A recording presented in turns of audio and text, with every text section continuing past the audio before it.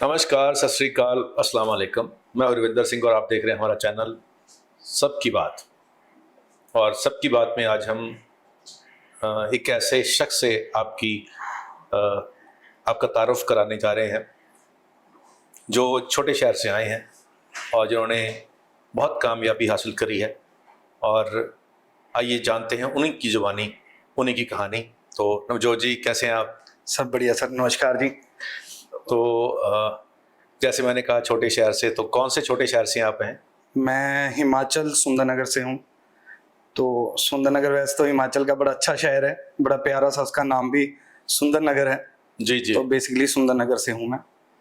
तो कितने साल हो गए सुंदरनगर से यहाँ आए हो आपको? मैं 2018 में यहाँ पे आ गया था, चंडीगढ़ में। तो पहले जब वहाँ से यहाँ आए तो उससे पहले आप सुंदरनगर में क्या करते थे? हमारा वहाँ पे बिजनेस है, हमारा वहाँ पे डिपार्टमेंटल स्टोर है। तो आज भी रन हो रहा है वहाँ पे। तो ऐसे ही यहाँ पे आ गया था, तो यहाँ आके फिर यहीं के होके रह गए, गए नहीं वापिस। तो जब यहाँ आप आए सबसे पहले, तो यहाँ आने का जो मोटिव था वो जॉब थी कि क्या था? हाँ, जॉब भी थी, कुछ दुकान से रिलेटेड काम भी था। जब आया यहाँ पे तो यहाँ पे अच्छा एक्सप्लोर किया, तो यहाँ पे रियल एस्टेट का मेरे को बड़ा अच्छा लगी ऑप्शन, तो मैंने ट्राई की और सक्सेस भी रहा उस चीज़ में। तो आके मैं यहाँ पे कंपनी में जॉब लग गया था, यहाँ पे आके रियल एस्टेट कंपनी में। तो कितने साल जॉब किया आपने? मैंने 1 साल जॉब की यहाँ पे आके रियल एस्टेट कंपनी में। उसके बाद मैंने अपना ही काम शुरू कर दिया था, डीलर का काम शुरू कर दिया था। तो स्लो स्लो आगे काम बढ़ता रहा। तो फिर बिल्डर कब बने आप? बिल्डर हमने पहला प्रोजेक्ट, पहले जहाँ काम करता था उसके बाद मैंने अराउंड 2019 एंड में मैंने अपने प्रोजेक्ट्स अंडरराइट करने शुरू कर दिए थे। उसके बाद 2019 एंड में मैंने अपना प्रोजेक्ट पहला शुरू कर दिया था 1 BHK और 2 BHK का। उसके बाद मैंने अब अपने ही प्रोजेक्ट हैं सारे। तो पहले प्रोजेक्ट के अंदर जब आप आए तो कितना साल लगा उस प्रोजेक्ट को आपको कंप्लीट करके डिलीवर करने में? मेरे को 2-1 साल का टाइम लगा था। 2019 एंड में शुरू किया था और 2021 लास्ट में हमने डिलीवर कर चुके थे हम सारे।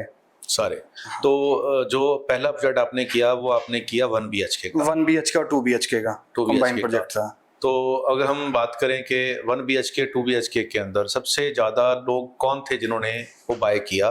किस कैटेगरी के लोग थे वो? एम्प्लॉय कैटेगरी थी, बिजनेसमैन थे, स्टूडेंट थे, कौन था?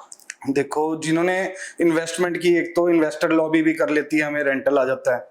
1 BHK और 2 BHK एक बड़ी अच्छी अपॉर्चुनिटी है इन्वेस्टर्स के लिए, छोटे लॉबी के इन्वेस्टर्स के लिए, जो सोचते हैं कि हमें 15-20 हजार का एक रेंटल शुरू हो जाएगा, या उनके लिए जो सोचते हैं हमारा रेंट से ही हमारी किस्तें चलती रहेंगी, घर की एक प्रॉपर्टी बन जाती है। तो रेंटल के लिए वहाँ पे बेसिकली स्टूडेंट्स जो होते हैं यहाँ पे पढ़ने आते हैं, जो छोटे टीचर्स हैं वो रह लेते हैं यहाँ पे, तो उनसे अच्छा एक इनकम सोर्स पैदा हो जाता है उनके लिए, जो इन्वेस्टर लॉबी होती है।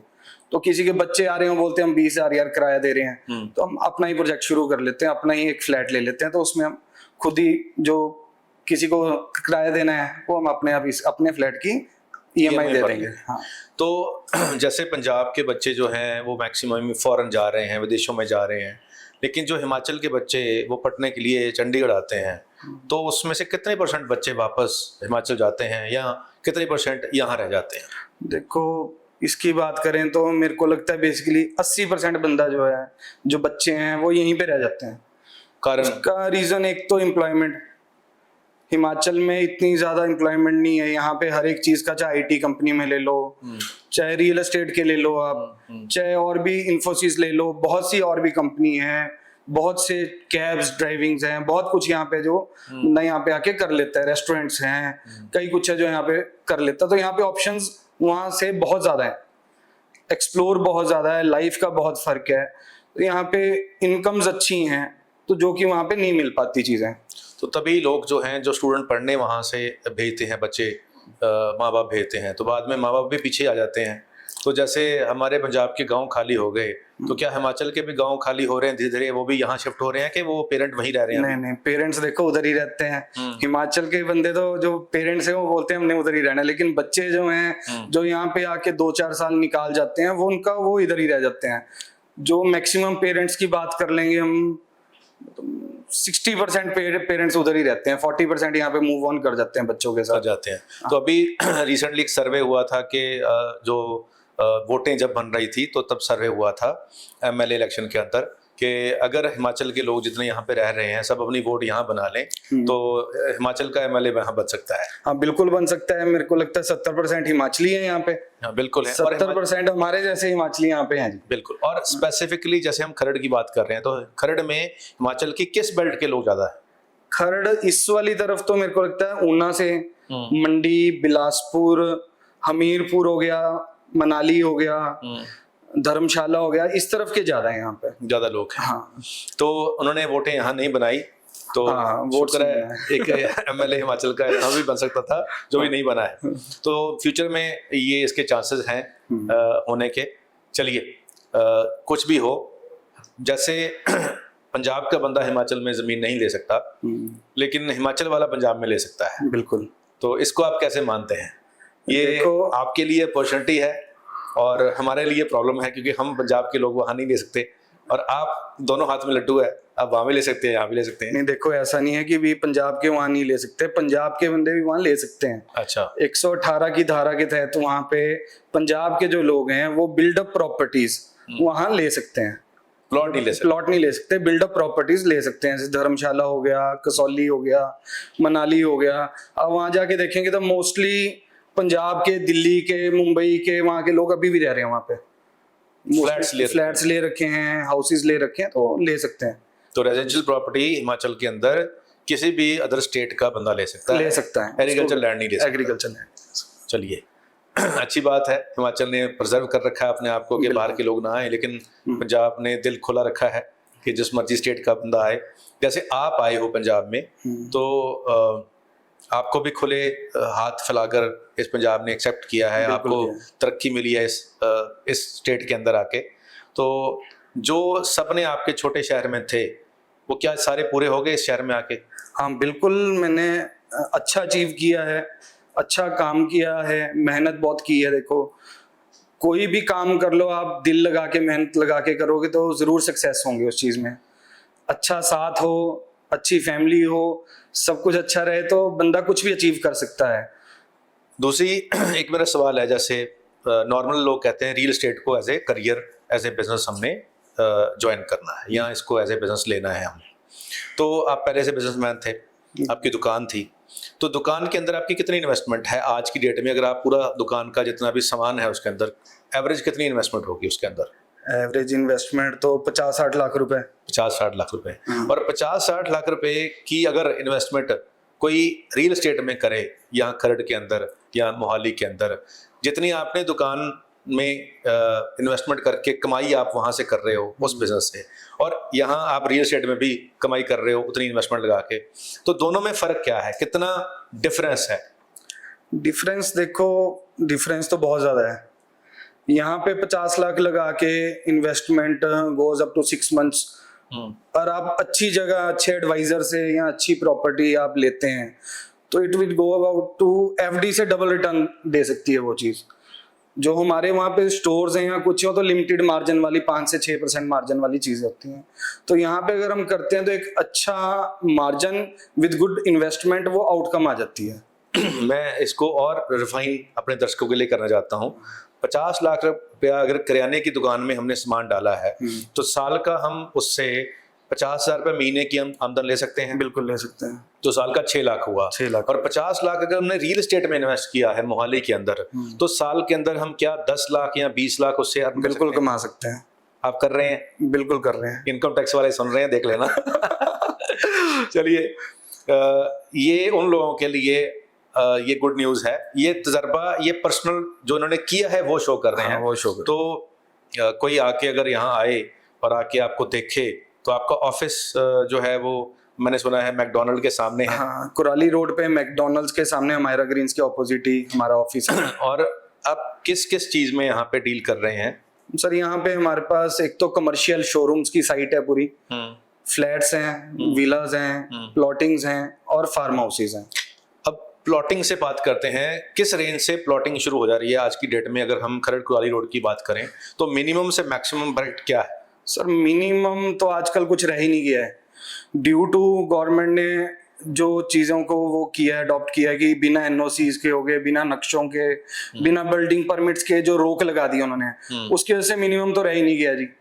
अब जो लीगल चीजें रह गई हैं, एनओसी हैं जिनके पास, नक्शे ले लो, जो बिल्डिंग परमिट जिनके पूरे अप्रूव्ड हैं, वो 42,000 से स्टार्ट हो जाते हैं पर गज से स्टार्ट हो जाते हैं। 42,000 पर गज से आज की डेट के अंदर मिनिमम से स्टार्ट हो जाते हैं और मैक्सिमम 50,000 रुपए गज, 50,000 रुपए गज के हिसाब से प्लॉट आपको मिल जाएगा, अप्रूव्ड लीगल सोसाइटी और गेटेड सोसाइटी में मिलेगा। ये हो गया प्लॉट की बात। अगर हम फ्लैट की बात करें तो 1 बेडरूम का मिनिमम प्राइस क्या चल रहा है? 25 से स्टार्ट हो जाता है सर, 25 लाख 25 लाख से। और 2 बेडरूम का मिनिमम फ्लाइट 2 BHK का 35 से स्टार्ट हो जाता है, 35 लाख से। 3 BHK 3 BHK स्टार्ट सब टू 2 साइजेस में वेरिएंट रहता है, वो 50 लाख से स्टार्ट हो जाता है, 50 लाख से शुरू होकर 1.25 करोड़ तक का चले जाता है। कभी 3 BHK आज मार्केट में अवेलेबल। बिल्कुल।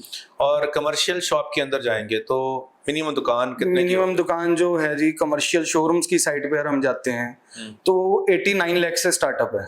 89 लाख। 89 लाख से अगर हम स्टार्ट 10 बाय 30 की दुकान, जो नॉर्मल दुकान होती है, बूथ जिसको कहते हैं, वो एक स्मॉल एरिया में लेना हो तो वो कितने का? वो एक 30 लाख से स्टार्ट हो जाता है। 30 लाख से 30 लाख से स्टार्ट है। और जो शोरूम है वो 89 से स्टार्ट हो जाता है। 89 लाख रुपए से एक छत। अब मैंने सुना है कि जो लोग हिमाचल से आ रहे हैं या जम्मू से आ रहे हैं या हिमाचल से आ रहे हैं, जब वो पंजाब एंटर करते हैं तो रोपड़ से होके एंटर करते हैं। बिल्कुल। तो रोपड़ से वो जैसे ही टोल क्रॉस करेंगे, आगे आपको नाका लगा रहे हो, कोई प्रोजेक्ट लेके आ रहे हो, वहाँ पे वहाँ कोई बड़े बड़े ब्रांड भी आ रहे हैं। बिल्कुल। वो क्या प्रोजेक्ट है, उसके बारे में थोड़ा बताएं। हम एक 2.5 एकड़ का बहुत अच्छा लग्जरी प्रोजेक्ट लेके आ रहे हैं जी, जिसमें ओवर स्काई ब्रिजेस भी रहेंगे जी, इंटरनेशनल ब्रांड्स भी रहेंगे जी, और हिमाचल के मेन जो ब्रांड्स हैं, जो लोकल वहाँ के अच्छे तगड़े ब्रांड्स हैं, वो भी लेके आ रहे हैं। फूड वाले। तो जो लोग हिमाचल से पंजाब आ रहे हैं, चंडीगढ़ आ रहे हैं, तो जैसे वो रोपड़ का टोल क्रॉस करेंगे तो नवजोत जी का जो वहाँ पे नया प्रोजेक्ट आ रहा है, उसके अंदर आपके ही हिमाचल के बहुत बड़े फूड के ब्रांड वहाँ होंगे और आपको हिमाचली टेस्ट वहाँ पे मिल जाएगा। बिल्कुल। और साथ में साथ वहाँ दुनिया का सबसे बड़ा इंटरनेशनल ब्रांड है, वो भी आ रहा है। बिल्कुल आ रहा है। तो हमारी खबरें काफ़ी, क्योंकि हम न्यूज़ चैनल हैं तो हम खबरें निकालते रहते हैं और काफ़ी एडवांस स्टेज पे आपकी अप्रूवल्स भी पहुँच चुकी हैं। हमने सुना है, कमांडा से हमने कंफर्म किया है कि आपकी काफ़ी फाइलें ऊपर तक पहुँच चुकी हैं और जल्दी आपको उसकी अप्रूवल मिल जाएगी। बिल्कुल। तो जो लोग रियल एस्टेट के अंदर, कमर्शियल प्रॉपर्टी के अंदर इन्वेस्ट करना चाहते हैं, वो हाईवेज वर्सेस सिटी के जो शोरूम है उसमें क्या कंपैरिजन है? यानी एक शोरूम जो आप बता रहे हो 90 लाख का, 90 लाख का टॉप फ्लोर मिल रहा है सिटी के अंदर और 90 लाख का ही मिल रहा है हाईवे पे। हाईवे पे जो रेंट पे लेगा शोरूम को, उसको कितनी अर्निंग आएगी, और शहर के अंदर जो रेंट पे लेगा वही सेम, उसको क्या अर्निंग आएगी, उसको क्या करेगा? जो आप सिटीज की और हाईवेज की बात कर रहे हैं उसमें बहुत ज्यादा फर्क है। उसमें जो हाईवेज की बात है, हाईवेज की कर लें तो हम वहाँ पे रेंटल भी अच्छा है, हाई है, और डेली वहाँ की जो पॉपुलेशन है, जो वहाँ पे हिमाचल से लोग आ रहे हैं, क्राउड आ रहा है, वो 2,500 से 3,000 गाड़ियां रोज की हमारी कवरेज है वहाँ पे। जो हमारे इंटरनेशनल ब्रांड्स भी तभी हमारे साथ पैचअप हुआ है, जो वो कर रहे हैं वो तभी उन्होंने उसी बेस पे किया कि यहाँ पे इतनी फुटफॉल है।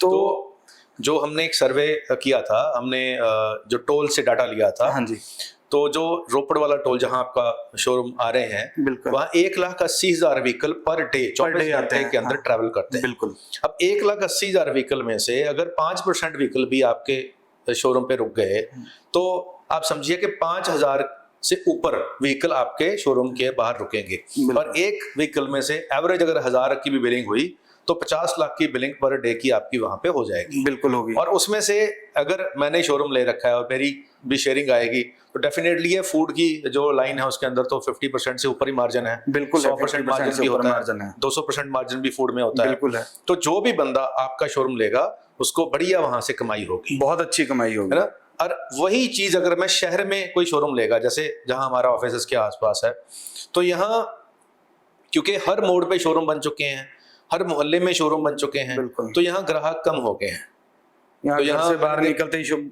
घर दुकान मिल जाती है। तो हमने कटानी ढाबे की बात करी, यहाँ पे हमारे फ्रेंड है जिनका ढाबा है। अच्छा। अभी उन्होंने बेचारों ने अपना शिफ्ट कर रहे हैं, तो उनसे पूछा कि क्यों शिफ्ट कर रहे हैं, तो उन्होंने कहा जी हम पहले हम ही एक थे, कटानी का एक ही आउटलेट था, आज खरड़ में 6 ब्रांचें खुल चुकी हैं, और पहले हमारे पास उस नाम से 100 बंदे आते थे, आज हमारे पास 15 बंदे रह गए हैं, तो अब हमारा किराया भी नहीं निकल रहा।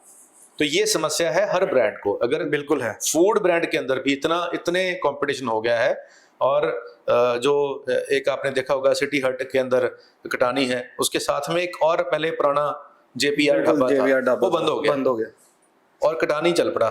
ठीक है जी, अब कोई और आएगा तो वो चल पड़ेगा, कटानी को फर्क पड़ेगा। बिल्कुल। कस्टमर वही है, अब आउटलेट ज्यादा हो रहे हैं, लेकिन हाईवे के पे ऊपर रोज नया कस्टमर है, हर मिनट में नया कस्टमर है, हर मिनट में। तो इसी वजह से जो आपका जो प्रोजेक्ट है उसके अंदर जो भी इन्वेस्ट करेगा उसको बहुत अच्छी अर्निंग रहे, है ना। बिल्कुल। तो कमर्शियल के अंदर जो नवजोत जी आपने साइट चूज की है, बहुत अच्छी साइट चूज की है, बहुत अच्छा सर्वे आपने किया है।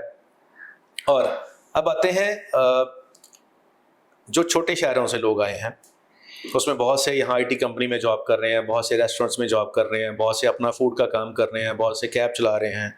तो उनमें से कुछ लोग अगर रियल एस्टेट में आना चाहें और आपसे इंस्पिरेशन लें कि आपने जैसे आए थे, तो आपने कितनी अमाउंट से शुरू किया था अपना जो सफ़र था? सफ़र तो मेरा 0 अमाउंट से शुरू हुआ था। जो यहाँ पे मैंने सफ़र शुरू किया था, लोगों ने साथ बहुत दिया, मेरा फ्रेंड सर्कल ने साथ बहुत दिया। तो आज आप बिल्डर बन गए, 0 अमाउंट से शुरू किया। जो लोग इस वीडियो को देख रहे हैं, वो ये लाइव एक्सपीरियंस है कि 0 अमाउंट से भी आप रियल एस्टेट के अंदर बिजनेस शुरू कर सकते हैं और धीरे धीरे आप बिल्डर बन सकते हैं, जैसे नवजोत जी ने ये मुकाम को हासिल किया है। तो बहुत कम समय में बहुत कम लोग होते हैं जो आपके जैसा जो मुकाम हासिल करते हैं, और अच्छी बात है ये, और बहुत खुशी होती है। मैं भी छोटे शहर से हूँ, मैंने भी यहाँ की तरक्की की है, और जब छोटे शहर में हम जाते हैं तो वो जो आपके दोस्त होते हैं वो कहते हैं ओ भाई ने बहुत तरक्की कर ली। बिल्कुल बोलते हैं। और वो जो आपके दोस्त होते हैं छोटे शहर में, सबसे ज्यादा वो खुश होते हैं आपकी तरक्की को लेकर, बहुत ज्यादा खुश होते हैं। और वो जब भी 4 दोस्त मिलते हैं तो कहते हैं भाई वो नवजोत वहाँ मजे ले रहा है, हम यहाँ बैठे हैं। तो ये बड़े शहर में आके आपके रिलेशन नहीं बनते हैं, लेकिन वो जो दोस्त होते हैं वो आपको, दोस्तों का एक रोल बड़ा अच्छा रहता है लाइफ में, और वो दोस्त ही हैं जिन्होंने मेरे को यहाँ पहुंचाए हुए हैं। मेरे दोस्तों ने बहुत ज्यादा साथ दिया, मेरी फैमिली, मेरे दोस्त बहुत ज्यादा साथ दिया, उन्होंने मेरे यहाँ तक पहुंचने, उनका बहुत ज्यादा साथ है मेरा। चलिए, दोस्तों को जो है वो हमेशा दिल के पास रखें। और ये बहुत कहते हैं भगवान के देवते होते हैं दोस्त। बिल्कुल। जब भगवान आपका कोई साथ नहीं, जब कहते हैं ना भगवान से सपोर्ट मांगते हैं, तो दोस्तों के थ्रू वो सपोर्ट आपको मिल जाती है। बिल्कुल। तो चलिए, बहुत अच्छा लगा नवजोत जी आपसे मिलकर, और भगवान करे आप और तरक्की करें, और आप भी हमारे दोस्त हैं। और अब ये कहते हैं कि कारवां जो आपने शुरू किया है, और भी बहुत लोग जो हमें देख रहे हैं, जब हमसे एडवाइस देते हैं कि हम कहाँ इन्वेस्ट करें, तो जैसे आपके प्रोजेक्ट हैं वो भी हमारी लिस्ट के अंदर है, हम ज़रूर रिकमेंड करते हैं, क्योंकि आप बहुत अच्छा काम कर रहे हैं, बहुत अच्छी कंस्ट्रक्शन आपने डिलीवर की है। तो सबके लिए आपका बहुत बहुत धन्यवाद, और भगवान करे आप दिन दुगनी रात चौगनी तरक्की करते रहें। Thank you. तो बहुत शुभकामनाएं नवजोत जी को।